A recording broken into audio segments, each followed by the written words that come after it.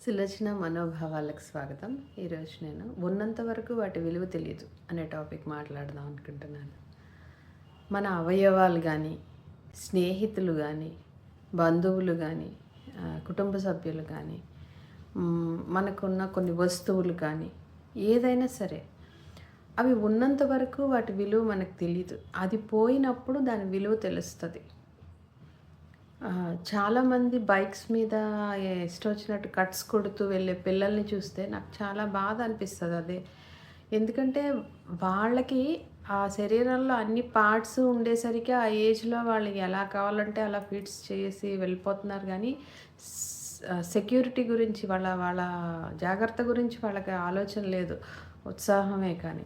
కానీ వన్స్ ఏదన్నా అయ్యి ఒక కాలో చెయ్యో పోతే అప్పుడు దాని విలువ తెలుస్తది. అప్పుడు అంతకుముందు అది ఉండుంటే ఎంత యూజ్ అయినా. ఒక సామెత కూడా ఉంటది. చెప్పులు లేవని బాధపడేవాడిని కాళ్ళు లేని వాడిని చూసి సంతోషపడు అని చెప్తారు.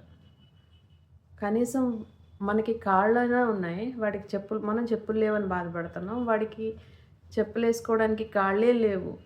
సో, మన కాళ్ళు ఉన్నందుకన్నా సంతోషపడాలి గానీ చెప్పులు లేనందుకు బాధపడకూడదు అన్నట్టు ఆ సామెత అర్థం. అలాగా మనకి ఉన్నంత వరకు వాల్యూ తెలీదు.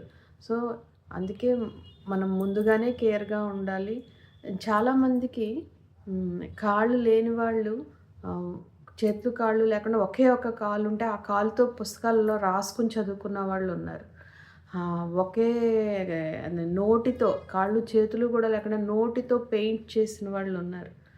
వాళ్ళేంటంటే వాళ్ళకున్న ఒక్క పార్ట్‌ని 100% వాళ్ళు యూజ్ చేసుకోవడం వల్ల వాళ్ళు దాంతో అన్ని అద్భుతాలు చేయగలుగుతున్నారు.